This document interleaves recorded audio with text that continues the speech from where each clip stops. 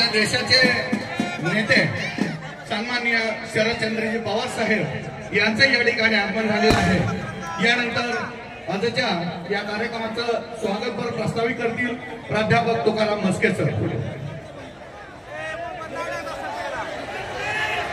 माढा विधानसभेच्या सार्वत्रिक निवडणुकीच्या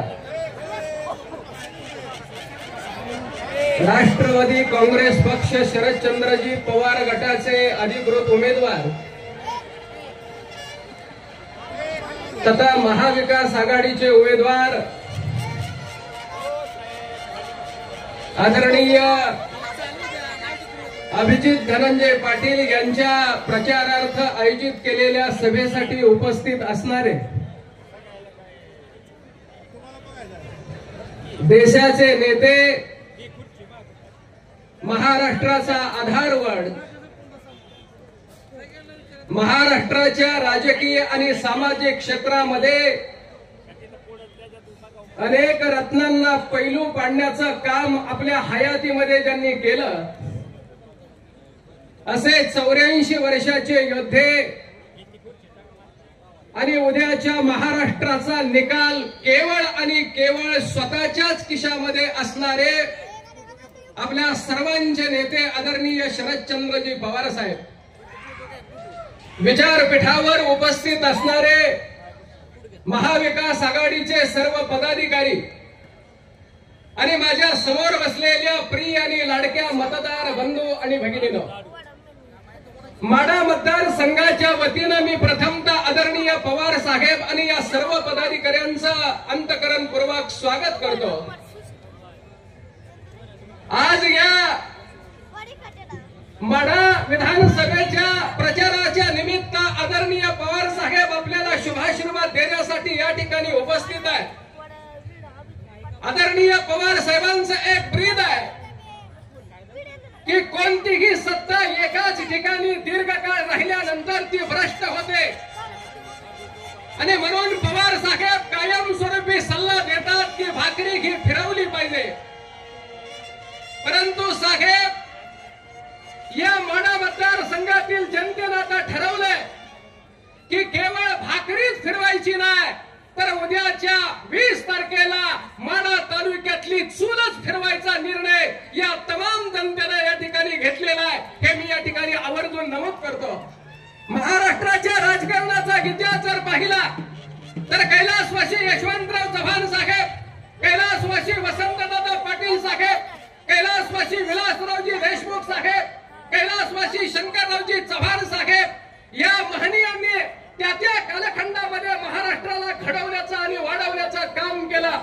आदरणीय पवार साहेबांनी आपल्या हयातीमध्ये या महाराष्ट्राच्या निर्मितीमध्ये, महाराष्ट्राच्या प्रगतीमध्ये काम करत असताना स्वतः घडवलेली माणसं दुर्दैवानं पितरल्यासारखी वागायला लागली आणि कुणाच्या तरी मांडीला मांडी लावून बसायला लागले आणि म्हणून आज महाराष्ट्राच्या समोर खूप मोठे आव्हान आहे। हे आव्हान पेलण्याकरता हा 84 वर्षाचा योद्धा कच्ची बच्ची पोरं घेऊन महाराष्ट्राच्या माळरानावरती या ठिकाणी पायाला भिंगरी लावून फिरतात आणि म्हणून या निमित्तानं मला आपल्या सर्वांना विनंती करायची आहे की आदरणीय पवार साहेबांचं आव्हान महाराष्ट्रामध्ये विकारयुक्त राजकारण करणाऱ्यांच्या समोर आहे आणि म्हणून ते आव्हान, त्यांच्या समोरचं जे आव्हान आहे ते आव्हान आणि महाराष्ट्राच्या सामाजिक स्वास्थ्याचा विचार करत असताना पवार साहेबांनी आज महाराष्ट्रामध्ये जी एक वेगळी नवी पिढी दिलेली आहे, या पिढीला घडवण्याचं आणि वाढवण्याचं काम आदरणीय पवार साहेब करतायत। आदरणीय रोहितदादा पवार असतील, आदरणीय रोहित पाटील असतील, आदरणीय अभिजितदादा पाटील असतील, हे कच्ची बच्ची पोरा पवार साहेबांनी तर हातावरील फोडाप्रमाणे सांभाळले आहेत आणि उद्याच्या 25 वर्षाच्या महाराष्ट्राची तरतूद अभिजित पाटलासारख्या उमेदवाराला विधान भवनात पाठवून करायची आहे। हा एक नवा विचार घेऊन आज माढा मतदारसंघामध्ये आपण विचार करतोय। महाराष्ट्रातला आदरणीय पवार साहेबांचा जीव असणारा सर्वात महत्वाचा उमेदवार कोण आहे तर तो अभिजित धनंजय पाटील आहे आणि म्हणून त्याच्या पाठीवर शब्बासकीची धाव टाकणं, त्याला शुभाशीर्वाद देण्यासाठी पवार साहेब या ठिकाणी उपस्थित आहेत। अभिजित पाटील जिथं होता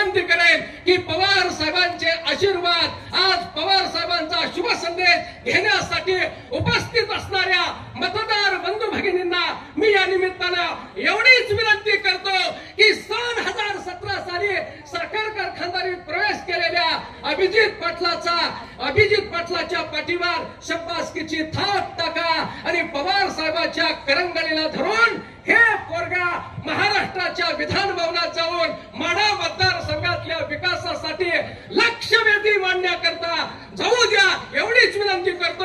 आपल्या सर्वांचं पुन्हा एकदा स्वागत करतो आणि थांबतो. जय हिंद, जय महाराष्ट्र. धन्यवाद सर. यानंतर संजय बाबा कोकाटे यांना मी विनंती करतो की त्यांनी आपलं मनोगत व्यक्त करावं. आदरणीय साहेब, मोठे दादा, आपल्या विभागाचे खासदार धैर्यशील भैया, आपले लाडके उमेदवार अभिजित आबा, सन्माननीय व्यासपीठ, पत्रकार मित्र, समोर जमलेल्या माझ्या मतदार बंधू भगिनींनो, सुरुवातीला मी साहेबांचं आभार मानतो, अभिनंदन करतो की त्यांनी बबनराव शिंदे एवढे प्रयत्न करत असताना सुद्धा त्यांना उमेदवारी दिली नाही, नाहीतर मला पुन्हा पक्ष बदलावा लागला. साहेब, माढा तालुक्यातील जनता परिवर्तनासाठी खूप आतुर आहे. वाईट ह्या गोष्टीचं वाटतं की आपल्याकडे चक्रा मारल्यानंतर फॉर्म भरायच्या दिवशी त्यांनी जी सभा घेतली त्या सभेमध्ये साहेब आपल्याला चॅलेंज केलं की आम्हाला साहेबाला दाखवून द्यायचंय की माढा तालुका काय आहे. आणि बबनराव शिंदे हे अपक्ष उमेदवार नाहीत, रणजित शिंदे हे अपक्ष उमेदवार नाहीत. ते अल्पसंख्याक मतांना वेड्यात काढण्यासाठी त्यांनी अपक्षाचं ढोंग घेतलंय. राष्ट्रवादी काँग्रेस पार्टी, अजित पवार गटाचा पाठिंबा सुद्धा बबनदादाला आहे. भारतीय जनता पार्टीचा पाठिंबा बबनदादाला आहे. शिंदे शिवसेनेचा पाठिंबा बबनदादाला आहे. रयत क्रांती संघटनेचा पाठिंबा बबनदादाला आहे. रासपचा पाठिंबा बबनदादाला आहे. म्हणजे महायुतीमध्ये असलेल्या सगळ्या घटक पक्षांचा पाठिंबा हा बबनदादाला आहे. फक्त या ठिकाणी वेड्यात काढायचं काम चालू आहे. या ठिकाणी मराठा आरक्षणाच्या बाबतीमध्ये बबनराव शिंदे आणि त्यांचे पुत्र यांनी काय वाक्यरचना केली हे मी सांगायची गरज नाही, परंतु ओबीसी आरक्षणामध्ये साहेब त्यांनी ओबीसीच्या जागावरती उभा राहून निवडणूक लढवली असं नाही, सभापती पद सुद्धा ओबीसीचं घेतलं. आणि याच्या पुढचं एखाद्या गरीबाचं पोरग ओबीसीची शिष्यवृत्ती घेऊन शिक्षणाला बाहेर जाऊ शकत होतं, त्याचा सुद्धा वापर ह्या रणजित भाई यांनी केला. आणि आपण मी त्यांचं एक प्रवृत्तीचं शेवटचं उदाहरण सांगतो. आपल्या वाढदिवसाच्या निमित्तानं तात्यासाहेब लहाने डॉक्टर माढ्यामध्ये प्रत्येक वाढदिवसाला आपल्या शिबिर घेत होते. ते रिटायर झाल्यानंतर त्यांनी सांगितलं की मी आता रिटायर झालोय, बबन दादा आपण माढ्यामध्ये एखादं हॉस्पिटल तयार करा, त्या ठिकाणी मी येऊन माढा आणि सोलापूर जिल्ह्यातल्या जनतेची सेवा करतो. 5 कोटी रुपयापेक्षा जास्त पैसे लोकांकडनं गोळा केले आणि लगेच इमारत होणार नाही म्हणून माढ्यामध्ये सन्मती हॉस्पिटल नावाचं एक रमण जोशींचं हॉस्पिटल होतं. ते हॉस्पिटल त्यांनी आपलं चालवायला कोण नाही म्हणून जगदाळे मामा हॉस्पिटल बार्शी यांना 2017ला मोफत दिलं. ती जागा घ्यावी म्हणून डॉक्टर लहानेंनी यांना डॉक्टर यादवांकडे पाठवलं. ते म्हणले तुम्ही फुकट काम करणाऱ्या लोकांना फुकट सेवा देणार आहे, आम्हाला भाडं नको, आम्ही तुम्हाला मोफत तुमची इमारत होईपर्यंत ती जागा देतो. हे म्हणले 1 रुपयाचा नाममात्र करार करावा लागेल आणि तो करार त्यांच्याकडून घेतला करून आणि 19व्या दिवशी बोगवाटदार सदरी नाव लावण्यासाठी ह्या पट्ट्यानं माढा नगर पंचायतीमध्ये अर्ज केला. बाकी साहेब त्याचं सांगायचं म्हटलं तर मग त्याच्यासाठी एक सेपरेट सभा घ्यावी लागेल. फक्त जाता जाता एकच विनंती करतो, आमच्या तालुक्यातल्या जनतेची एक भावना झाली की आपण बबनदादाच्या विरोधात मत द्या नाहीतर बबनदादांना मत द्या. हे नेहमी पुन्हा सत्तेत असते. कुठल्याही पक्षाचं सरकार आलं, कुठल्याही पक्षाचे नेते असले की पुन्हा हे त्यांचे पाय धरून लाळ घोटून त्या ठिकाणी जातात.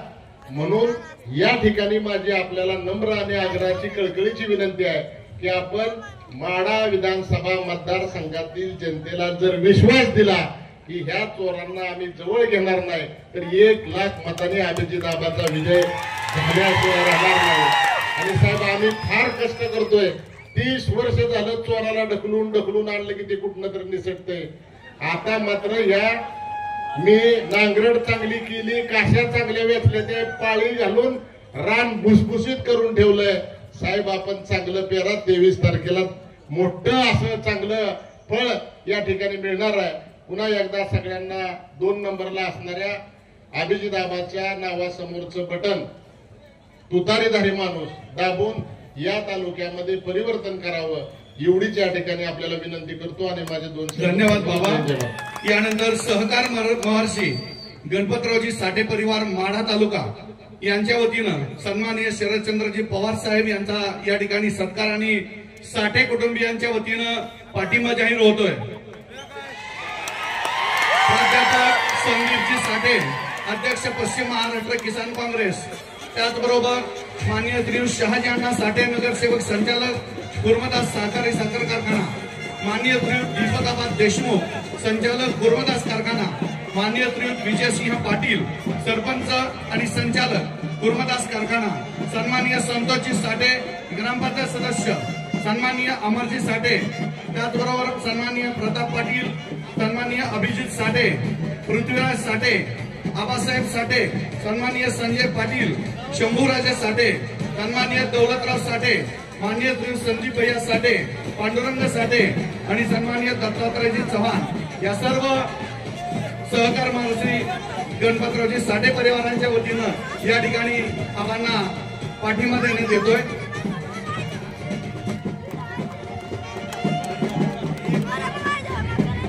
त्याचबरोबर बहुजन रयत परिषद महाराष्ट्र राज्य यांच्या वतीनं आम्हाला या ठिकाणी पाठिंबा देण्यात येतोय. ऍडव्होकेट कोमल ढोबळे आणि त्यांच्या सर्व सहकाऱ्यांना विनंती आहे की आपण आम्हाला पाठिंब्याचं पत्र द्यावं. नंतर मी विनंती करतो उमेश दादांना, सन्माननीय उमेशजी पाटील यांना विनंती आहे की आपण आपलं मनोगत व्यक्त करावं. नमस्कार. आदरणीय साहेब, माढा विधानसभा मतदारसंघाचे राष्ट्रवादी काँग्रेस पार्टी शरदचंद्र पवार पक्षाचे अधिकृत उमेदवार अभिजित आबा पाटील, त्याचबरोबर मोहोळ विधानसभा मतदारसंघाचे आमचे उमेदवार राजू ज्ञानू खरे यांच्या प्रचाराच्या निमित्तानं, त्याचबरोबर सोलापूर जिल्ह्यातल्या करमाळा, सांगोला, पंढरपूर या ठिकाणच्या उमेदवाराच्या प्रचाराच्या निमित्तानं आज या ठिकाणी आदरणीय पवार साहेबांच्या उपस्थितीमध्ये ही भव्य दिव्य अशी जाहीर सभा होत आहे. मी मोहोळ विधानसभा मतदारसंघाच्या संदर्भानं बोलायला या ठिकाणी उभा आहे. आम्हाला त्या ठिकाणी साहेबांना कमी वेळ असल्यामुळे आणि 12 दिवसाचा प्रचाराचा कालावधी उपलब्ध असल्यामुळे जिल्ह्यामध्ये एखाद दुसरी सभा मिळणार होती. त्यामुळं मोहोळ करता आणि माढा करता टेंभुर्णी हे ठिकाण निवडून या ठिकाणी आज पवार साहेबांनी सभेला वेळ दिलेली आहे. आदरणीय पवार साहेबांच्या साक्षीनं मोहोळ विधानसभा मतदारसंघामध्ये राजू खरे हे त्यांनी जे उमेदवार दिलेले आहेत हे किमान मी सांगतोय किमान 1,00,000च्या मताधिक्यानं निवडून येणार अशी परिस्थिती आम्ही त्या ठिकाणी निवडून केली आहे.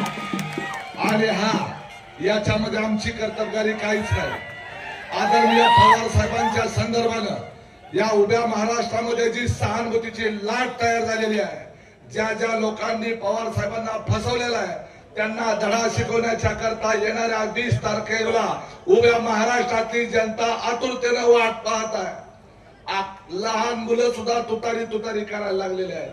तुतारीचा येळ लागलेला येळ अक्षरशः सगळ्याला. आणि त्यामुळं अभिजित आबा तर मोठ्या मताधिक्याने निवडून येतीलच, परंतु इतर उमेदवार देखील मोठ्या मताधिक्याने निवडून येतील. वेळ कमी आहे, परंतु माझ्या मतदारसंघाच्या संदर्भानं अत्यंत महत्वाचे विषय आदरणीय पवार साहेब जर आमच्या भागातल्या जनतेने राजू खरे यांना मोठ्या मताधिक्याने केवळ फक्त आपल्यावर विश्वास ठेवून त्या ठिकाणी निवडून देणार आहेत, तर त्या मतदारसंघातल्या जनतेची अत्यंत महत्वाची मागणी आहे. ती महत्वाची मागणी म्हणजे आमच्या मतदारसंघातल्या राजन पाटील नावाच्या राक्षसाने अनगरला अप्पर तहसील कार्यालय नेलं, आमच्या मोहोळ तालुक्याचे 2 तुकडे केले आणि ते तुकडे करून माढा तालुक्याच्या बॉर्डरवर असलेल्या त्यांच्या स्वतःच्या गावामध्ये तहसील कार्यालय घेऊन गेले.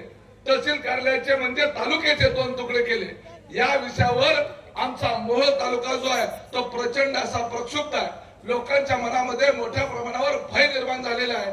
त्या अनगरला तहसीलच्या कामाच्या निमित्तानं जाण्याकरता आमच्या माय माऊली, आमच्या माता भगिनी, आमचे बांधव त्या ठिकाणी तयार नाही आहे. आणि याकरता म्हणून मोहोळ तालुका 1 महिना बंद राहिला. मोहोळ तालुक्यात कडकडीत बंद पाळला गेला.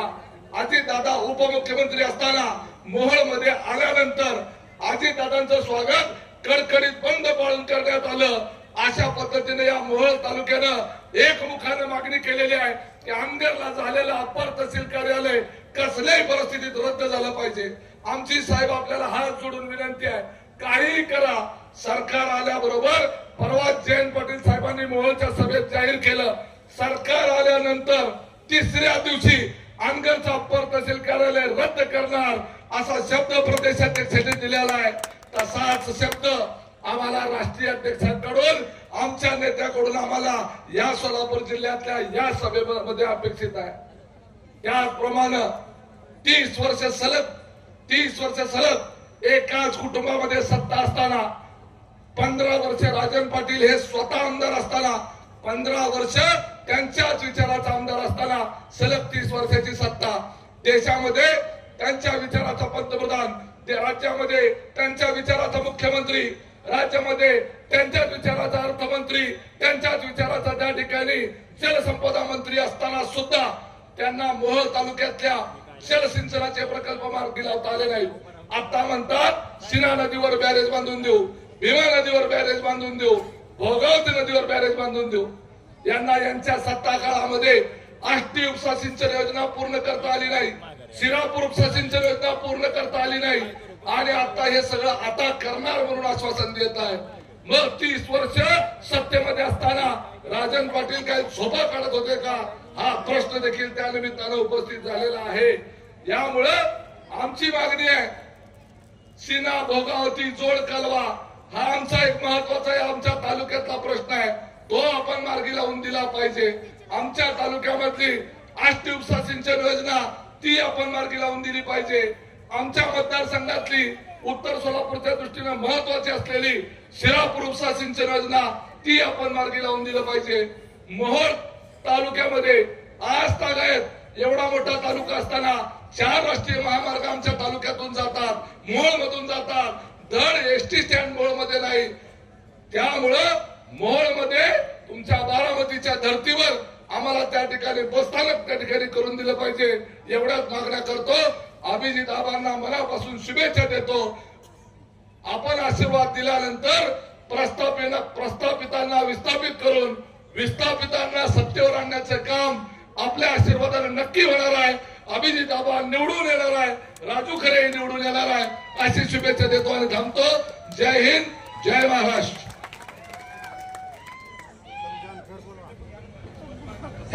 यानंतर मोहोळ विधानसभा मतदारसंघाचे उमेदवार राजूभाऊ खरे यांना विनंती करतो की त्यांनी आपलं मनोगत व्यक्त करावं. मी राजू ज्ञानू खरे 247 मोहोळ राष्ट्रीय विधानसभा मतदारसंघातून राष्ट्रवादी काँग्रेस, शरदचंद्र पवार पक्ष तथा महाविकास आघाडीचा अधिकृत उमेदवार म्हणून उभा आहे. माझं निवडणूक निशाणी ही तुतारी वाजवणारा माणूस असून येत्या 20 नोव्हेंबरला आपल्या मोहोळ मतदारसंघासह सोलापूर जिल्ह्यात मतदान होत आहे. तरी मला माझ्या निशाणीवरती एक पुली मारून मला प्रचंड मताने निवडून द्यावं अशी कळकळीची विनंती मी आपल्याला करतो व आदरणीय पवार साहेबांना सांगतो की पवार साहेब, आमच्या मोहोळ मतदारसंघामध्ये अनगरला गेलेल्या कार्यालयासंदर्भात 45 गावामध्ये प्रचंड असा असंतोष आहे. आपलं सरकार आल्यानंतर आपण ते कार्यालय ताबडतोब रद्द करावं अशी घोषणा करावी, कारण अख्खा मोहोळ मतदारसंघ आपल्या भाषणाची वाट पाहत आहे. 2 दिवसापूर्वी जयंत पाटील साहेब आले होते, तेव्हा जयंत पाटील साहेबांनी सांगितलं की महाराष्ट्रामध्ये महाविकास आघाडीचं सरकार आल्यानंतर ना 3ऱ्या दिवशी अनगरचं अप्पर कार्यालय मी रद्द करणार, तशीच घोषणा आपण करावी अशी आपल्याला कळकळीची विनंती करतो आणि मी आपली रजा घेतो. जय हिंद, जय महाराष्ट्र, जय भीम, जय मल्हार, जय शिवराय. धन्यवाद. यानंतर मी भूषणराजे होळकर यांना विनंती करतो की त्यांनी आपलं थोडक्यात मनोगत व्यक्त करावं. त्या तत्पूर्वी बहुजन रयत परिषद महाराष्ट्र राज्य यांच्या वतीनं राष्ट्रवादी काँग्रेस शरदचंद्रजी पवार या गटाला राज्यभर पाठिंबा या ठिकाणी जाहीर करण्यात येतोय. सन्माननीय ढोबळे सर, सन्माननीय कोमलताई ढोबळे.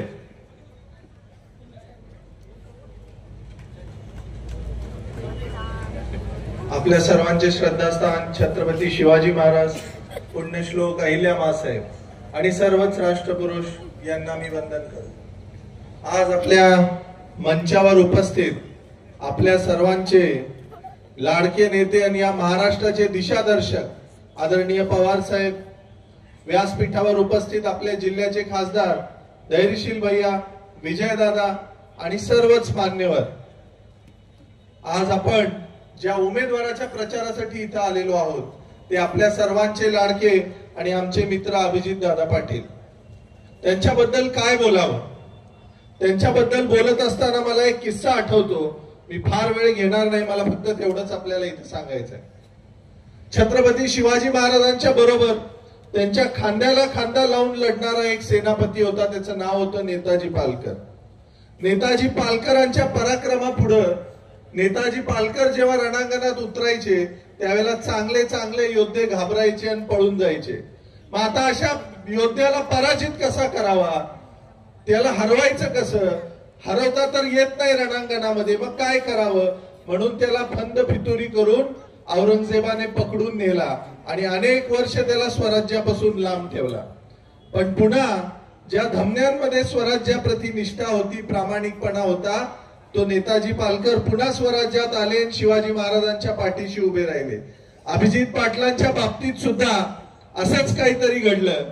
एक उमदा कार्यकर्ता जो पवार साहेबांच्या पाठीशी ताकदीने उभा राहतो, पवार साहेबांसाठी लढतो, स्वाभिमानाने या मातीतल्या जनतेसाठी काम करतो, असा योद्धा जेव्हा आपल्याला वश होत नाही, आपल्या मागण्या ऐकत नाही, त्यावेळेला त्याच्यावर खोटे आरोप केले जातात, त्याला फसवलं जातं. आणि हाच प्रकार लोकसभेच्या वेळेला घडला. मी स्वतः त्याचा साक्षीदार होतो.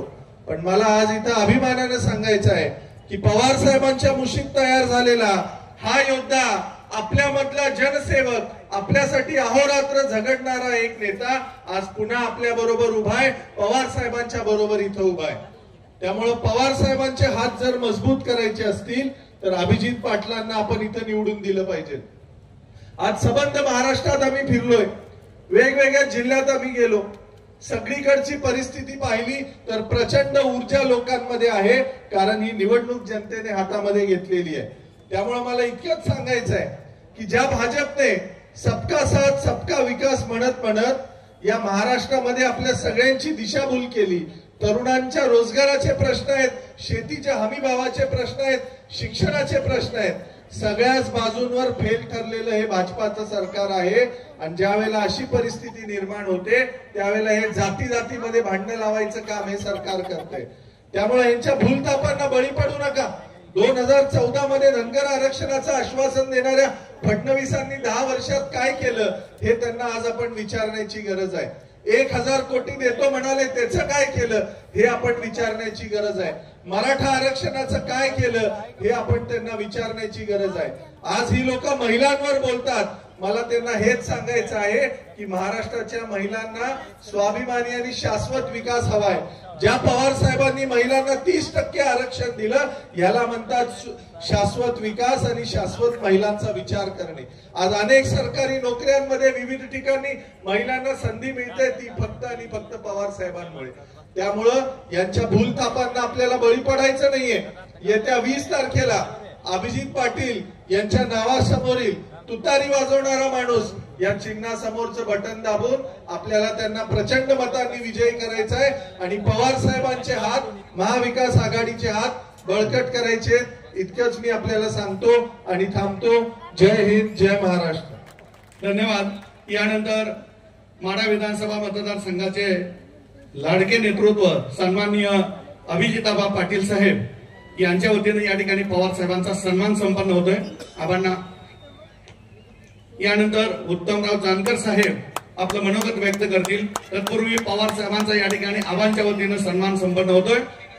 त्याचबरोबर सन्माननीय औदुंबर भाऊ देशमुख, दयानंदनाथ देशमुख, सन्माननीय प्रमोदजी कुटे, सूरजनाना लोढे आणि संदीपजी कुटे या सर्वांच्या वतीनं पवार साहेबांचा सन्मान संपन्न होतोय. शिवसेनेच्या वतीनं सन्माननीय उत्तमराजे जानकर साहेब यांनी आपलं मनोगत व्यक्त करावं.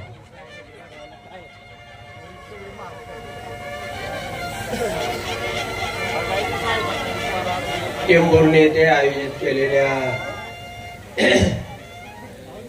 ही विराट सभा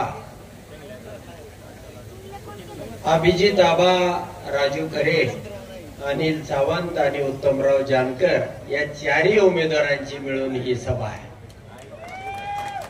आणि या सभेला संबोधित करणार आहेत आपले आदरणीय नेते शरदचंद्रजी पवार साहेब,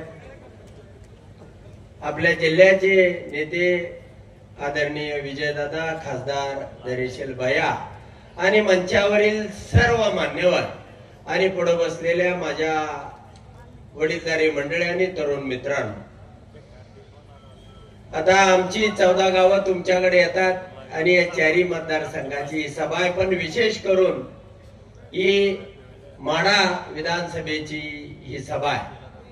आणि या सभेच्या निमित्तानं फार काय मी तुम्हाला सांगत नाही. चळवळीमधून एक उमदं नेतृत्व, एक गरीब कुटुंबामधून संघर्षामधून तयार झालेलं अभिजित आबांचं हे नेतृत्व आहे. आणि अशा नेतृत्वाला आमच्या बरोबर पाठवा. म्हणजे तिथं सुद्धा लढणारी माणसं आहेत. आमच्या बरोबर अभिजित आबांना पाठवलं तर निश्चितपणानं एक लढणारा, एक तुमच्यासाठी तळमळीनं भांडणारा माणूस त्या ठिकाणी निवडून जाणार आहे. आणि दुसरं, या मतदारसंघातलं तुम्हाला काय सांगावं अशी परिस्थिती नाही. 30 वर्ष बबनदादा काम करत होते, त्याविषयी आपली काही तक्रार नव्हती.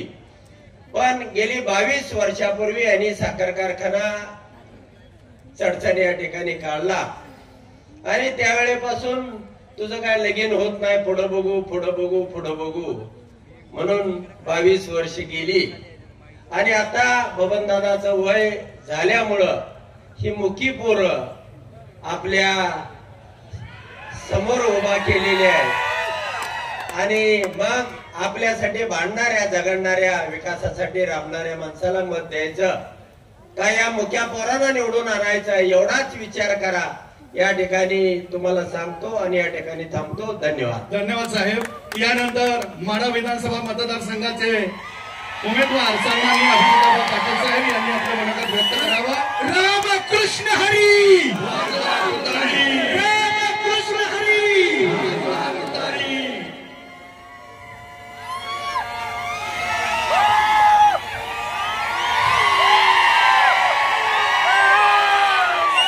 सर्वांनी हात उंचावून आम्हाला साथ द्या. सर्वांनी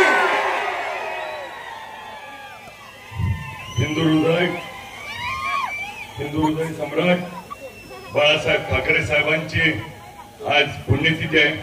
त्यांना नम्र अभिवादन करतो. सर्व थोर महापुरुषांना अभिवादन करतो.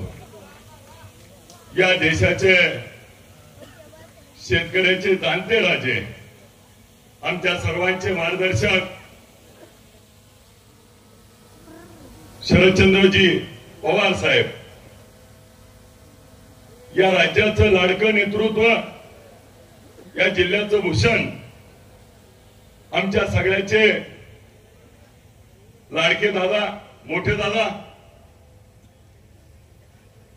आपल्या मतदारसंघाचे दबंग खासदार धैर्यशील मोहिते पाटील साहेब, ज्यांनी आता आपल्याला मार्गदर्शन केलं, ते भूषणसिंह राजे होळकर, या मंचावर उपस्थित असलेले माळशिरसचे उमेदवार उत्तमजी जानकर साहेब, मोहोळचे उमेदवार राजूजी खरे साहेब, संजयजी बाबा कोकाटे, साईनाथ भाऊ अभंगराव, भारत नाना पाटील, उमेशदादा पाटील, रवीजी पाटील, नितीन बापू कापसे, बाळासाहेबजी पाटील, संदीपजी साठे, संजय काका पाटील, शिवसेनेचे देशमुख काका, राजाभाऊजी चौरे, ज्योतिताई कुलकर्णी, लक्ष्मणजी ढोबळे सर, शंभूजी साठे, भगवा वादळ ग्रुप, रावसाहेब नाना देशमुख, ऋषिकेशजी बोबडे, भाऊसाहेब माडिक देशमुख, या धनंजयजी डिकोळे, मधुकर अण्णा देशमुख, शेखरजी माने साहेब, नागेजी फाटे साहेब, संभाजी ब्रिगेडचे सचिनजी जगताप, आप्पासाहेब लोंढे, सुवर्णाताई शिवपूजे, प्रमोदनीताई लांडगे, विनंतीताई कुलकर्णी, रत्नप्रभा जगदाळे ताई, ऋतुजाताई सुर्वे, साधनाताई राऊत, अनिताताई पवार, विजयजी भगत सर, अनंतप्पा कानडे, रामकाका मस्के, पोपट तात्या अनपट, बाबू तात्या सुर्वे, प्रशांतजी पाटील, विलास बाप्पा देशमुख, शिवाजी भाऊ पाटील, सचिनजी पाटील, सुधीरजी भोसले, कार्याध्यक्ष इंद्ररावजी आरे, कैलासजी सातपुते, डॉक्टर राहुलजी पाटील, सुरेशजी लोंढे, पांडुरंगजी देशमुख, सागरजी पडगळ, आयुबजी पटेल, विजयजी पवार, सुधीर माडिक, धनंजयजी साठे सर, आपल्या विठ्ठल कारखान्याच्या व्हाईस चेअरमन प्रेमलताताई रोंगे मॅडम, अरुणजी तोडकर, आबासाहेब साठे,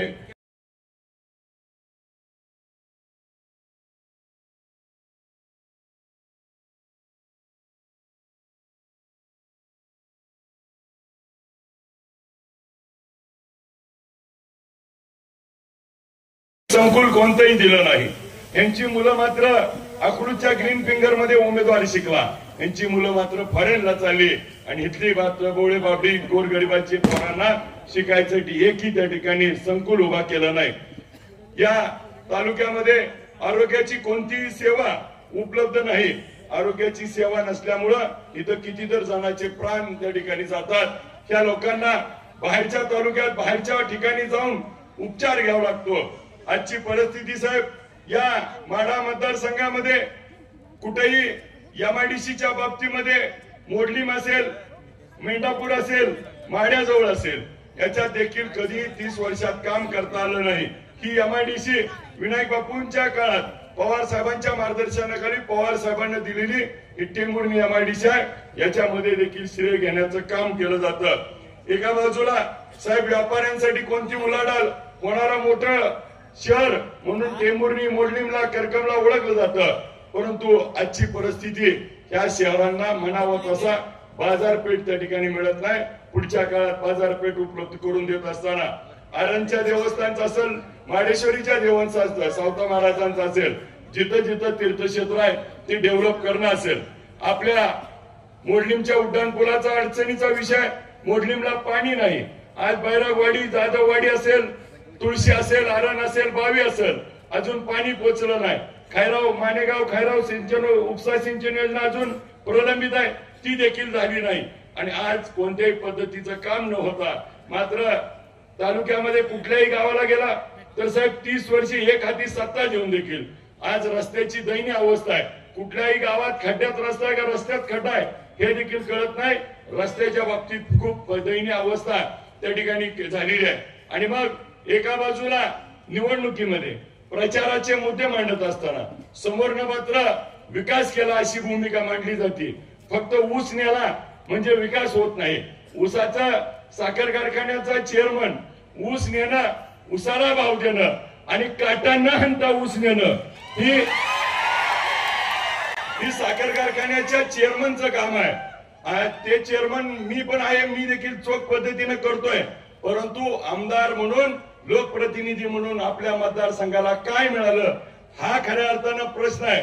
आणि त्या ठिकाणी साहेब एका बाजूला माढा उपसा सिंचन योजना ज्या काळामध्ये आपण होता आणि युतीच्या काळामध्ये बाळासाहेब ठाकरे साहेबांनी ही योजना आपल्याला दिली आणि मात्र ह्यांनी मात्र म्हणतात की आम्ही केली आणि स्वतःची पाठ थोपटतात. त्या काळामध्ये पवार साहेबांनी जेवण ठेवलंय आणि हे वाढायला होते आणि आता ही म्हणते जेवणच माझं आहे. परंतु ज्याचं जेवण असतं वाढताना तुम्ही एखाद्याला कमी जास्त वाढचाल, परंतु जेवण कुणाचं आहे तर ते या राज्यात शरदचंद्र पवार साहेबांनी त्या ठिकाणी दिलंय. फक्त आपण वाढपे म्हणून होता पण वाढपे असताना देखील तुम्ही फक्त पाहुणे रावळे आणि घरातल्या नातेवाईकाला त्या ठिकाणी वाढलं आणि तालुक्याची जनता मात्र उपाशी ठेवली आहे. त्यामुळे उद्याच्या निवडणुकीत आपल्याला देखील चित्र या ठिकाणी बघायला मिळेल. साहेब, मी वेळेअभावी अधिकीचा वेळ घेत नाही, परंतु मी या लोकांच्या समोर विस्तृत असं माझं विजन मांडलंय. आपल्याला देखील एक कॉपी दिली. पुढच्या काळामध्ये या टेंभुर्णी शहराचा सर्वांगीण विकास करण्याच्या दृष्टीनं टेंभुर्णीमध्ये साधी एक बाग नाही, एखाद्या शॉपिंग कॉम्प्लेक्स मध्ये त्या ठिकाणी इथल्या गाडेधारकाकडनं उमेदवारांनी पैसे खाल्लेत आणि अशा भ्रष्ट कारभार करत असताना आज एका बाजूला या मतदारसंघात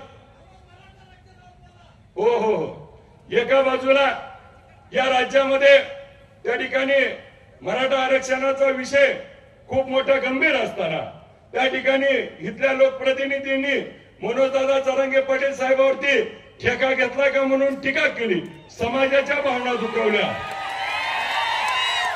आणि आज मात्र त्या समाजाच्या पुढे मत मागायला जाताना मनोजदादावरती बोलण्याला माणसाला मत मागायचा अधिकार आहे का?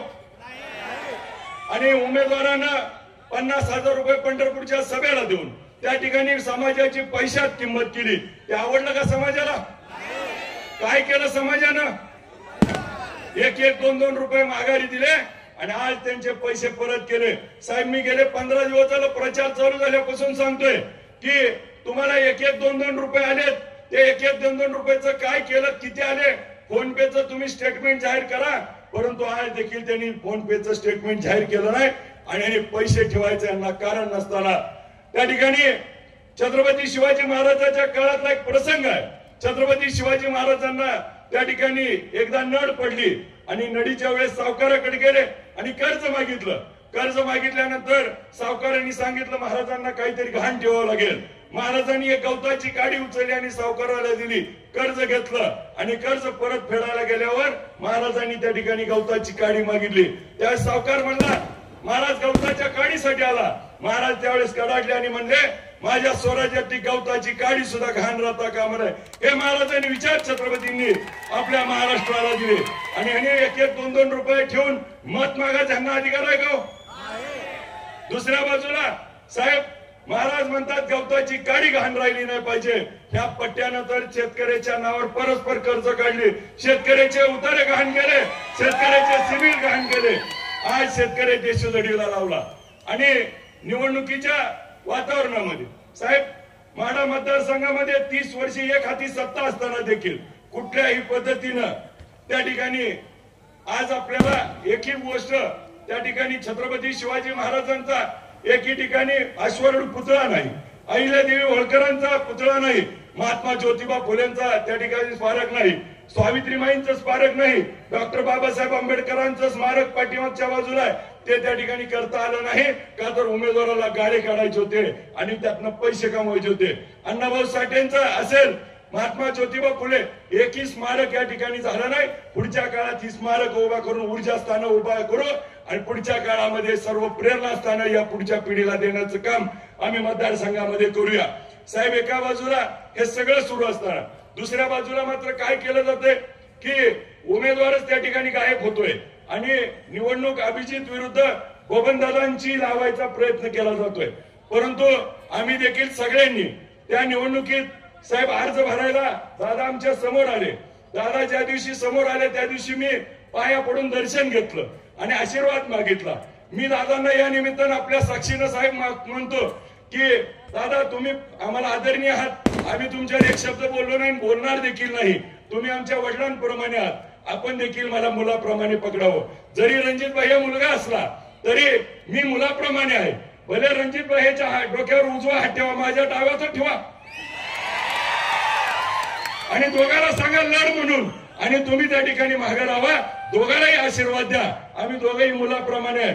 परंतु त्या ठिकाणी मुलगा मागे राहतोय आणि दादांना पुढे केलं जातोय आणि भावनिक करण्याचा प्रयत्न होतोय. मला तर धैर्यशील भैया उद्या असं वाटतंय की उद्या इथं सभा आहे, आपली सभा झाल्यावर उद्या कदाचित तुम्हाला सांगतो, लिहून घ्या, रेकॉर्ड करा, उद्या दादांना कदाचित चुकून त्या ठिकाणी ह्यांचा प्लॅन असू शकतो चक्कर आणण्याचा, कुठेतरी काहीतरी भुरळ येण्याचा, परत काहीतरी भावनिक करायचा. आणि नेमकं तुम्हाला सांगतो, आज तर त्या ठिकाणी बाबा पवार साहेब आजारी येताना आजची सभा होणार नाही असे मेसेज दिले. इतक्या वाईट वृत्तीनं शिवबाबा आज त्या ठिकाणी समोरची लोक वाटतात. आज साहेब 5-5 सभा 6-6 सभा घेत आहेत आणि महाराष्ट्र पिंजून काढतायत आणि दुसऱ्या बाजूला मात्र अशा पद्धतीचं राजकारण होत आहे. उद्या नक्की तुम्हाला सांगतो वेगळा डाव साधणार आहे ती. त्यामुळे आधीच डाव ओळखून ठेवा नेमकं काय होणार आहे. साहेब मला या निमित्तानं एवढंच तुलना करून दाखवायची आहे की रणजित भैया विरुद्ध माझी उमेदवारी आहे. आपण दिलेली उमेदवारी समोरासमोर बोललं पाहिजे. समोरची बाबतीत त्या ठिकाणी मला विठ्ठल कारखान्याच्या सभासदांनी निवडून दिलं. मला सहकारी साखर कारखाना बंद पडला होता, तो चालू करण्याची संधी दिली. मी बंद पडलेला कारखाना चालू केला. 7 लाखाच 11 लाख गाळप केलं आणि गेल्या भाव होता 2100-2200, त्याचा 2500, 2825, 3000, आता तर 3500 रुपयेपर्यंत भाव नेला. एका बाजूला साहेब त्यांना देखील दादांच्या कृपेनं जिल्हा दूध संघाचं चेअरमन केलं. जिल्हा दूध संघाचं चेअरमन झाल्यावर 38,000 लिटर रोजचं दुधाचं कलेक्शन होतं. त्यांनी तो जिल्हा दूध संघ बंद पाडला. दुधाचे भाव 35-36 रुपये होते, 25-26 रुपये केले. जिल्हा दूध संघाच्या जागा ऐकल्या आणि त्याच्यात कमिशन खाल्लं. दोघांनाही सहकारी साखर कारखाना सहकारी संस्थेची जबाबदारी आली. त्यांनी मात्र फेल झाले. मी मात्र शेतकऱ्याच्या जीवनात आनंद आणण्याचं काम केला. दुसऱ्या बाजूला साहेब कोरोनाचा काळ होता. कोरोनाच्या काळामध्ये पंढरपूरला लाट आल्यावर मल्टीप्लेक्स मोकळं केलं आणि त्याच्यामध्ये 100 बेडचं हॉस्पिटल चालू केलं. लोकांची सेवा केली. मला घरी गेल्यावर लहान मुलं आहेत, आईंचं वय जास्त आहे, घरी गेल्यावर घरच्यांना होईल म्हणून मी लांबून जेवण करून बाहेर त्या ठिकाणी रुग्णांची सेवा केली. त्या काळामध्ये मला सांगा टेंभूर निवासियांनो, एकदा तर रणजित भैयाने तुम्हाला कोरोनाचा बेड दिला, हॉस्पिटल चालू केलं का? तुम्हाला भेटायला कोरोना झाल्यावर आलं का? पंढरपूर तालुक्याला विचारा, मी प्रत्येक पेशंटला जाऊन भेटत होतो. ज्याला ज्याला शक्य आहे त्याला त्याच्या मदतीला धावत होतो. दोघांची तुलना करा. माझ्याकडे पण साखर कारखाना आहे, त्यांच्याकडे पण साखर कारखाना आहे. माझ्याकडे पण डिस्प्ले आहे, त्यांच्याकडे पण डिस्प्ले आहे. ज्यावेळेस राज्यामध्ये कोरोनाचा महाकाळ होता आणि ऑक्सिजनची गरज होती, देशाचे नेते पवार साहेबांनी सांगितलं की कारखान्याच्या डिस्टिलरी मधून ऑक्सिजन प्रकल्प चालू करा. त्यावेळेस साहेबांच्या हाकेला ओ दिली आणि राज्यातला पहिला ऑक्सिजनचा प्रकल्प त्या ठिकाणी उभा केला. मग तुमच्याकडे देशातला मोठा कारखाना आहे, मग तुम्ही का त्या ठिकाणी ऑक्सिजन केला नाही? दोघांच्या समोरासमोर.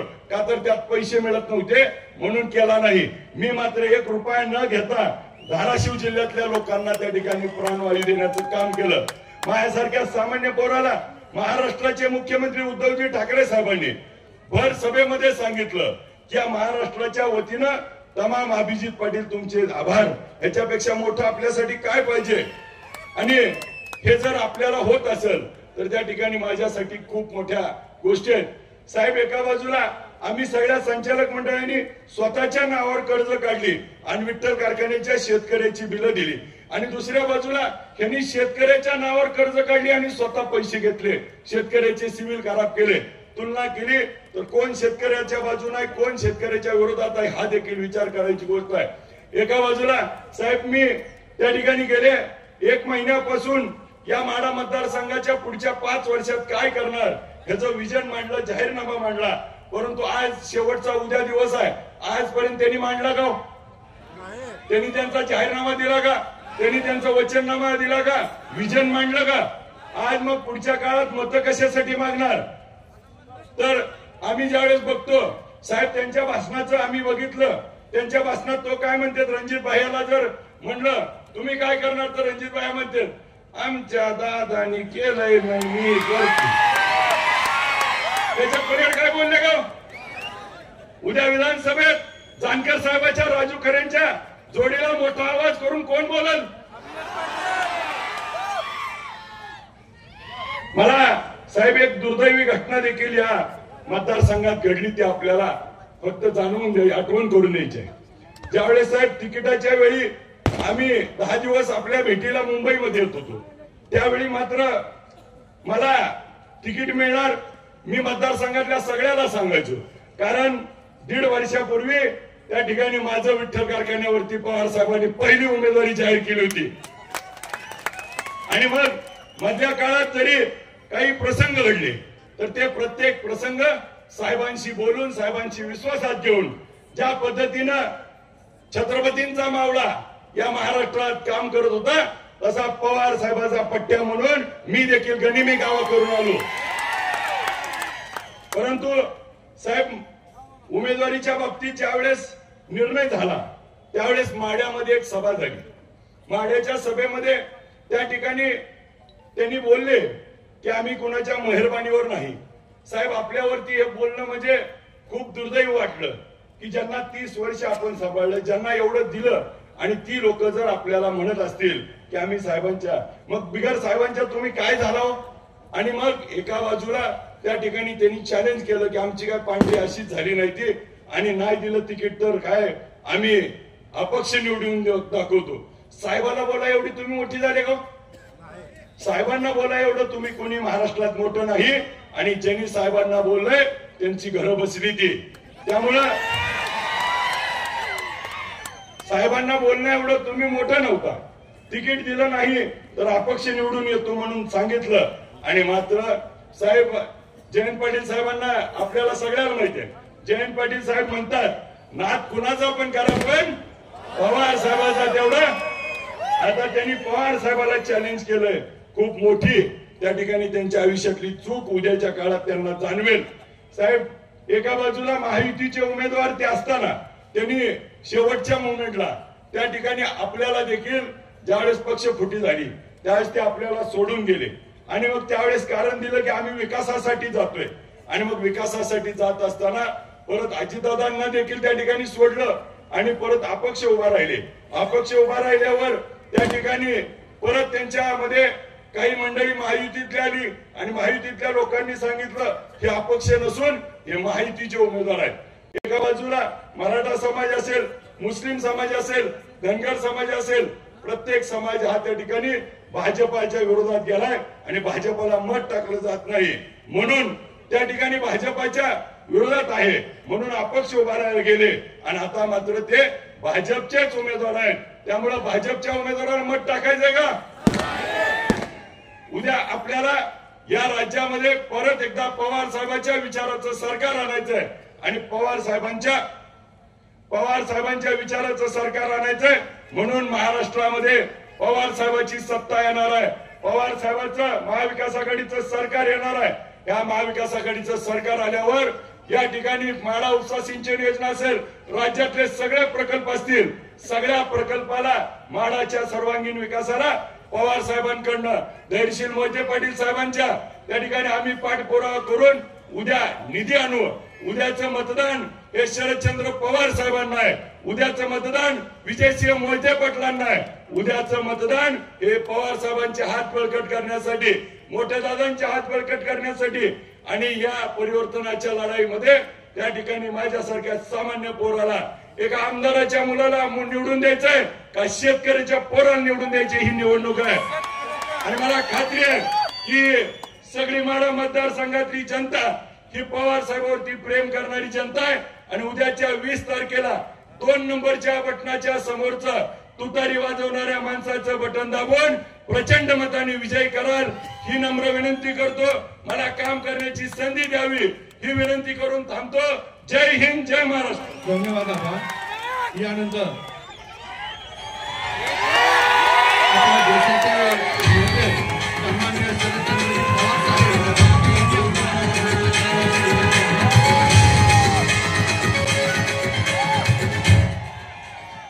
निखिल कानातलं काढ मी हाय मारती लक्ष दे ना पुढे लक्ष दे. आबा खाली बसले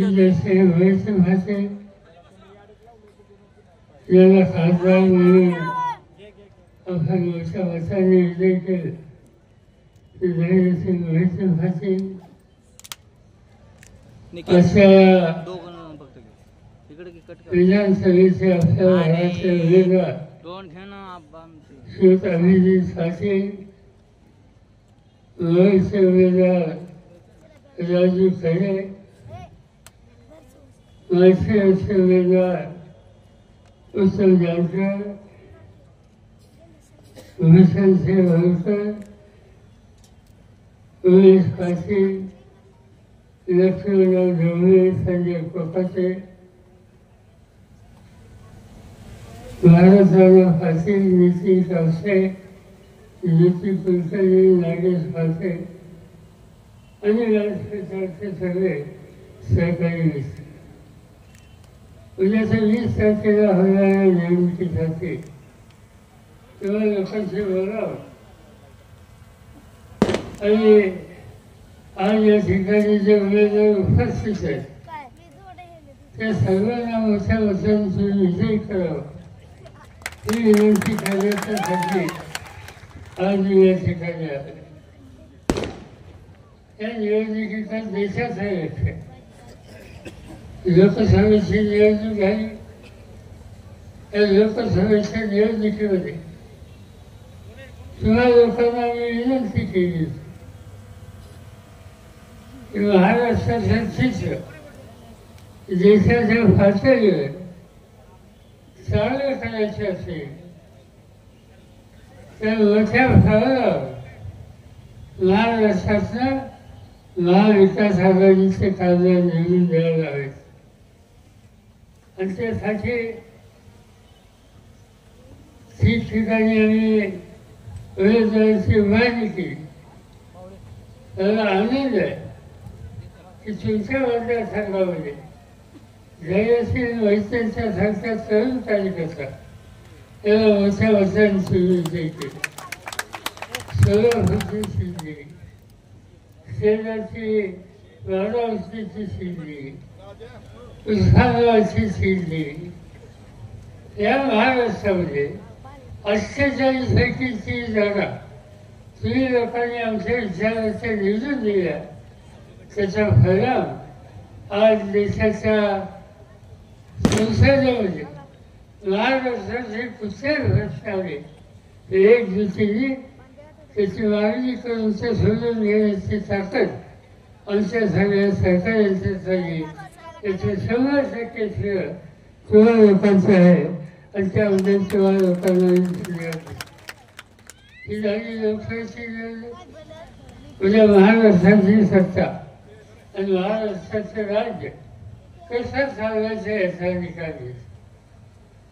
गेली 5 वर्ष त्याचे 16 काळ उद्धव ठाकरेंचा गेला तर राज्य भाजपवाले असो व देवेंद्र फडणवीस असो की आजचे मुख्यमंत्री एकनाथ शिंदे असो यांच्या हातामध्ये या सगळ्या काळामध्ये त्यांनी केलं काय? कोणत्या प्रकारचं सोडवलं? मी तर सगळ्या खोलात जास्त आहे पण फक्त 2-3 विषय.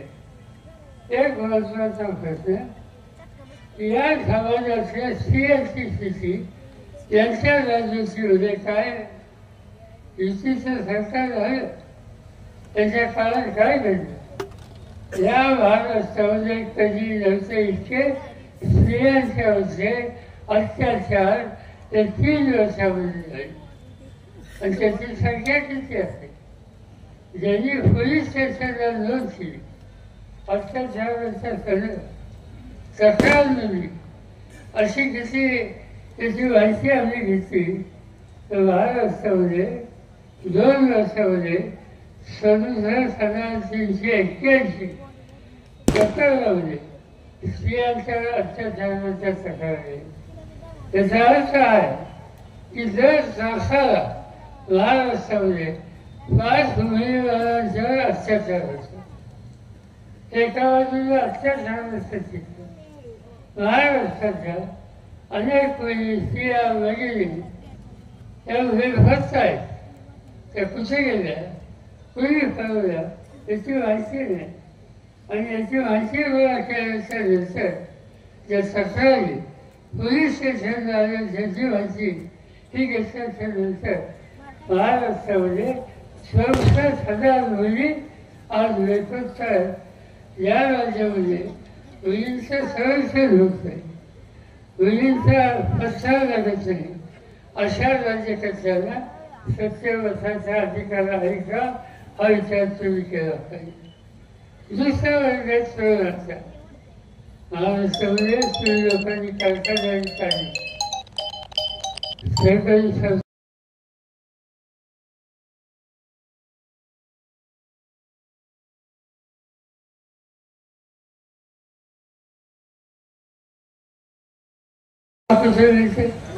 नोकरीसाठी वळणार घ्यायचे जाईल तिथे अन्न देतात.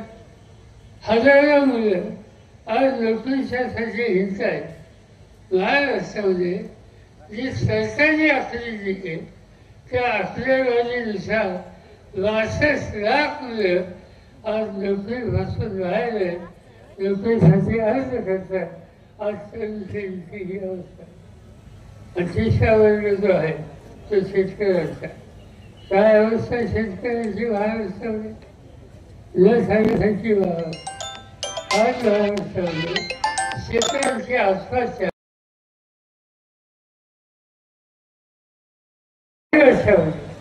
शेतकऱ्यांनी आश्वासन केलं. त्याचे आकडे गोळा केल्याच्या नंतर काही हजार आकडे नंतर आणि चौकशी केली की आश्वासन का होत. यवतमाळ जिल्ह्यामध्ये एका शेतकऱ्याने आश्वासन केली. मला माहिती समजली की स्वतः बायकोला विचारलं तिला रडणं आवडेल. तिच्या डोळ्याचं अश्रू थांबलेलं. मी तिची समजूत काढली आणि तिला विचारले की तुझ्या माणसाने आश्वासन का केली, कारण काय शिका. तिने एवढं सांगितलं सोयाबीनचं भाषेचं पीक घेतलं त्या पिकाच्यासाठी सोसायटीचं कर्ज काढलं. पीक सोन्यासारखं आलं. अतिवृष्टी झाली. सगळं पीक गेलं. पीक गेलं पण सोसायटीचे पैसे हे काही गेले नाही ते दुसऱ्या पैसे नाही. दुसऱ्या वर्षी त्यांनी सावकाराकडे पैसे घेतले आणि पुन्हा ही पिकं घेतली. संभाषीवर लाल्या नावाचा रोग पडला आणि सोन्यासाठी आलेली प्रभाषी ही उद्ध्वस्त झाली. पण ती सावकाराचे पैसे हे काही उद्ध्वस्त झाले नाही. त्याचा परिणाम 14 दिवसांनी वसुलीच्यासाठी लायकेचा सगळा, वसुलीच्यासाठी सावकाराचा सगळा. सावकाराने एक दिवशी येऊन घरातली भाजी कुंडी काढली. तो ग्रस्त तो मालक तो रडायला लागला. तो सांगायला लागला माझ्या अमृतचा पंचनामा झाला. मला जगाच्या अधिकार नाही. दुसऱ्या दिवशी बाजारात गेला. इंजिनची वाशी घेतली. घसा खाला आणि आपला जीव सोडून गेला. काय त्या शेतकऱ्याची चूक. आज या देशामध्ये कष्ट करणाऱ्यांच्याबद्दल सरकार लगेच ही भूमिका घेणार असेल तर दुसरा फायदा नाही. या देशामध्ये बदलसाठी आज जे प्रधानमंत्री मोदी त्यांच्या सरकारने देशाच्या 8 उद्योगपतींचे 16,000 कोटीचं कर्ज त्याचं माफ केलं. 8 उद्योगपतींचं 16,000 कोटीचं कर्ज ते माफ करू शकतात आणि शेतकऱ्याच्या डोक्यावर 5,000 10,000 कर्ज ते निसर्गाच्या लहरी भरावं. त्याला तुम्ही सहाय्य करत नाही आणि त्याला सहाय्य करत नाही. त्यामुळं त्यांच्यासमोर आत्महत्याची रस्ता नाही. आणि निकाल हा घ्यायचा आपला की आत्महत्या करण्याच्या परिस्थितीला लगेच ही भूमिका करणार आहे. त्यांच्या हातात सत्ता द्यायची. त्या शेतकऱ्याचं दुःख दूर करत नाही. त्यांच्या हातात सत्ता द्यायची आणि तो निकाल घ्यावा लागेल. आणि तो निकाल दुसरा काही असू शकत नाही. उद्याच्या 20 तारखेला वचन जात त्यावेळेला वचन लावायचं. कोणतं वचन लावायचं? शेतकरी ते वचन लावा आणि तुमची सत्ता आणण्याच्यासाठी पहिलं पाऊल या ठिकाणी टाका. आज मी माझ्या त्याच्याने अनेक लागले. पण ती गमतीची स्थिती आहे. एक काळ असा होता की माझ्या स्वरूपानं विशेषतः नेत्यांना सगळ्या प्रकारची मदत करणं हे माझं कर्तव्य समजून मी मदत करत असे. मला आठवतंय की केंद्र सरकारमध्ये मंत्री होतो तुम्ही लोकांनी मला खासदार म्हणून निवडून दिलं.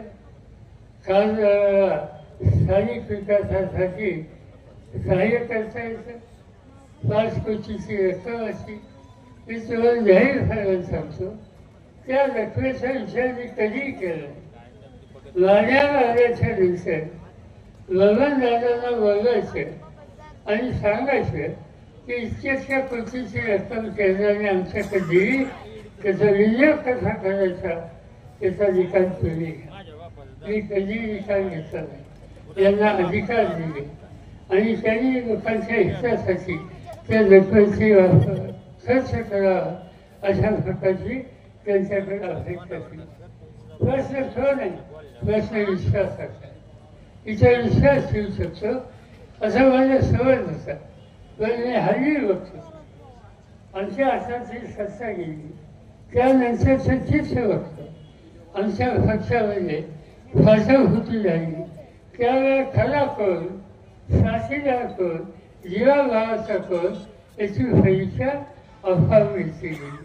आणि काय दिसतं मला सवय महाराष्ट्रामध्ये हजारो लोक आज या ठिकाणी पंढरपूर मतदारसंघाचं जे उमेदवार म्हणून आमच्या सगळ्यांच्या समोर आहे ते फसवणुकीच्या काळात पहिल्यांदा माझ्याकडे आले आणि त्यांनी सांगितलं कोणी कुठे सुचलं तर मी साथ देणार नाही. किती संकट आली तर माझी साथ तुमच्यावर आहे.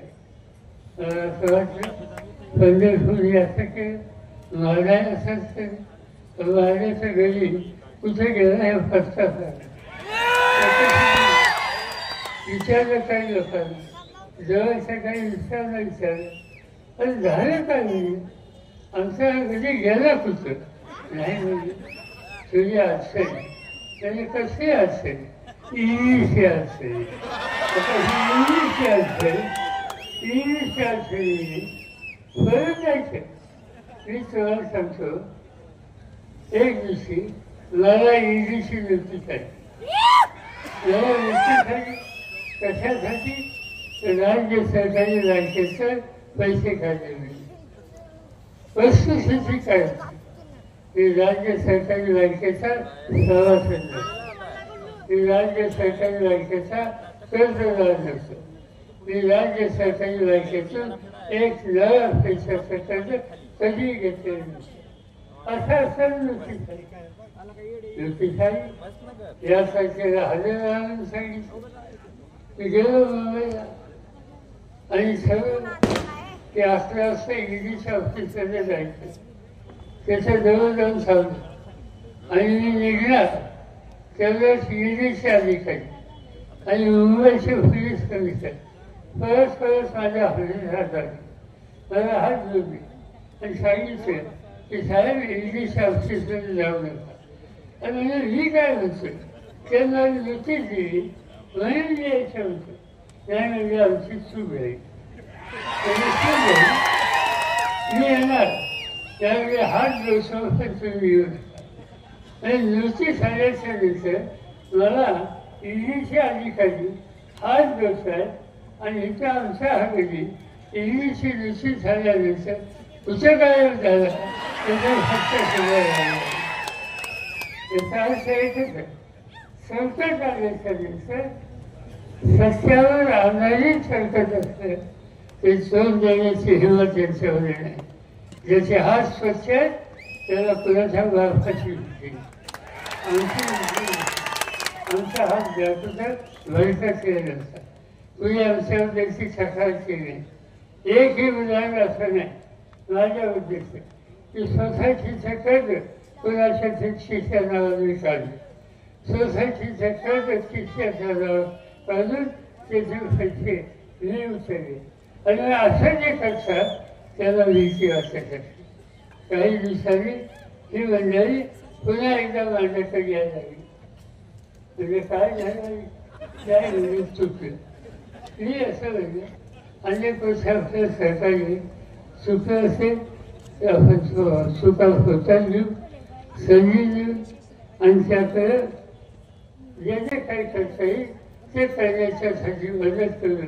आणि त्याचं कारण एकच होतं बबनदादाचं नाव माझ्याकडे असेल, पण त्याही पेक्षा मी लोकसभेच्या निवडणुकीला उभं राहिल्यानंतर महाराष्ट्र तालुक्याच्या जनतेने जी भरून मतांवर दिली आणि एक प्रकारचं विक्रमी वस्त्र तुम्ही लोकांनी केलं त्याचा विषय मला कधी पडणार नाही आणि त्या भावनेने या ठिकाणी या कामावर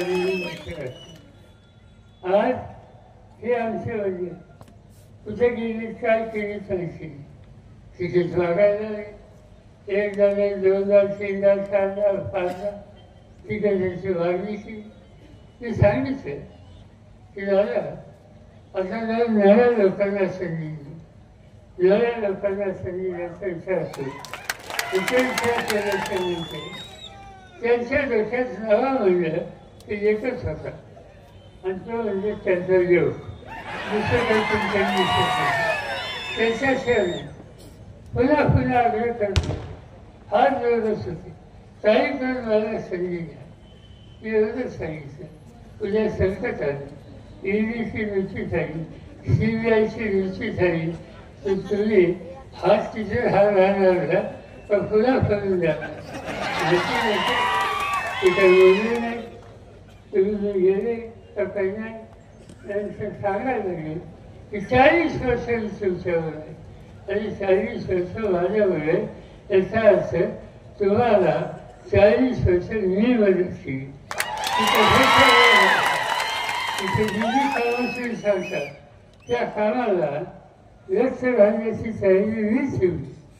सीना माझा उत्साह सिंचन असतो त्यासाठी निधी देण्याचा रस्ता मीच दाखवला.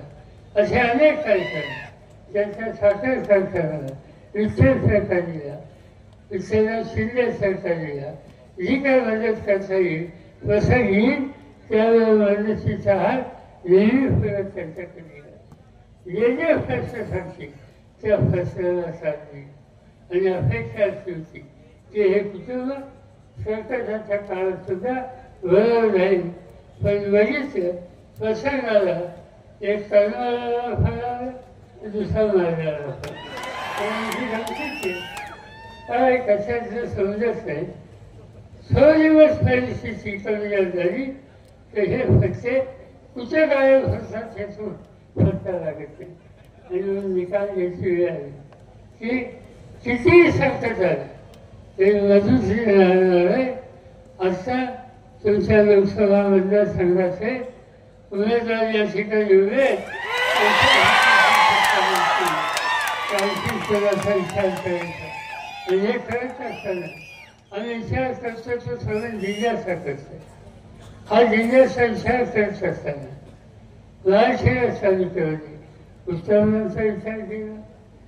आज विजयदादा असतो, जयश्री दादा असतो, या सगळ्यांनी आपल्या खांद्यावर जबाबदारी घेतली आणि मला वाटते एक दशक शब्द दिल्याच्या नंतर मोठ्या अर्थाने उत्तमदादाच्या ठिकाणी निवडून देता येईल. प्रश्नाला महत्त्व काय करेल म्हणजे आमच्या मनात होतं काही आम्ही असं करेल तिच्या काही नेत्यांना मदत केली, प्रोत्साहित केलं. पण काहीतरी वेगळा विचार त्यांच्याही डोसक्यात हेही काहीतरी वेगळं करायला लागले. कारण नसताना तालुक्यामध्ये लोकांच्या मध्ये या नशा प्रश्नाने वर्णन जोडण्याचे उद्योग केले. तालुक्याच्या ऑफिस कुठं होता मला निकाल घेतला की अंगेला हलवायचे. कशासाठी काय नाही मनात विचार आले आणि काय ऑफिस हलवायचे, स्वच्छतेचे केंद्र हलवायचे आणि तालुक्याच्या लोकांनी पुन्हा पुन्हा हेल्पाचे घालायचे. ही भूमिका लोकांना पटली नाही. तालुक्याच्या जनतेने विचार केला, पण विचार केला तरी लोकांचं म्हणणं काय याची नाव घेऊन दुरुस्त करण्याची तयारी लोकप्रतिनिधी करायची असते.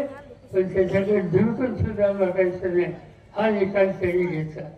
आणि त्यामुळे आज तालुक्याच्या जनतेला एक स्थानिक प्रतिनिधी पाहिजे आणि त्यासाठी आम्ही राजू खऱ्यांची निवड त्या ठिकाणी केली. एक वक्तव्य आहे साधा सुद्धा आहे कथा लक्ष्य माणसाची निवड या ठिकाणी केली. वर्षांनी त्यांना विजयी करावा मी तेव्हा खात्री देतो. या ठिकाणचे आमचे सगळे वेळ तुमच्या मताच्या फाशीमध्ये नक्की यशस्वी होतील आणि तुमच्या हिताची तरतूद करतील. त्याबरोबर मी एवढंच सांगू इच्छितो, एक गोष्ट मला सांगायची. महाराष्ट्रामध्ये माझे काही अनुभव आहेत. मी महाराष्ट्रामध्ये आतापर्यंत 7 वेळेला विधानसभेच्या निवडणुका लढवल्या. 7 वेळेला लोकसभेच्या राज्यसभेच्या निवडणुका लढवल्या आणि अनेक वर्षाचा अनुभव. मी हे बघितलं की कधी कधी काही लोक निवडून आले असल्यावर आणि नंतर सोडून जातात. एक उदाहरण सांगतो. 1980 साली आणि 80 सालची निवडणूक झाली. या निवडणुकीमध्ये माझ्या सल्ल्याने आणि पक्षाच्या वतीने एकंदर 58 लोक निवडून आले. या संसद प्रतिनिधी झालं, विरोधी पक्ष नेता झालं. एक दिवशी मी परदेशात गेलं 10 दिवसासाठी आणि परत आलो. मुख्यमंत्री आमचे साहेब होते. त्यांनी काहीतरी चमत्कार केला आणि त्या 58पैकी 51 लोक ते पक्ष घेऊन गेले तिकडच्या पक्षाने आणि एकदम 6 लोकांचा नेता आहे. मग ते अशा नेते असतात. नेतेपद गेले, विरोधी पक्ष नेतेपद गेले. आता काय करणार अशी चर्चा होती. काही केलं नाही. दुसऱ्या दिवशी बाहेर पडले परदेशात जाऊन महाराष्ट्राच्या कानाकोपरा त्या ठिकाणी गेलो. त्या 3 वर्ष अहोरात्र प्रयत्न केले आणि निवडणुकीला जे मला सोडून गेले त्यांच्या विरुद्ध नव्या पिढीचे उमेदवार उभे केले. आणि मला अभिमान असतो की भारताच्या जनतेचा त्या 58 लोकांच्या पैकी जे 52 लोक सोडून गेले ते 52च्या 52 निवडणुकीत पडले. हा माझा सगळं अनुभव. आणि आता हा अनुभव घेतल्यानंतर आज लाडा समितीमध्ये इतके जे ज्यांनी साथ दिली म्हणतात त्याचे काय करायचं, त्याचे काय करायचं. त्याच्या काळात जे कोणी असतील सख्य भाऊ असतील, आणखीन पिढी असतील, एकदा लक्षात सुद्धा की गड्याला त्याची जागा दाखवलीच पाहिजे. दाखवायची असेल तर उद्याच्या निवडणुकीमध्ये साधं सुद्धा फाडायचं नाही. फाडायचं पुन्हा संदेश महाराष्ट्रात गेलाच पाहिजे. महाराष्ट्रात संदेश गेलाच पाहिजे. सगळ्याचा नाश करायचा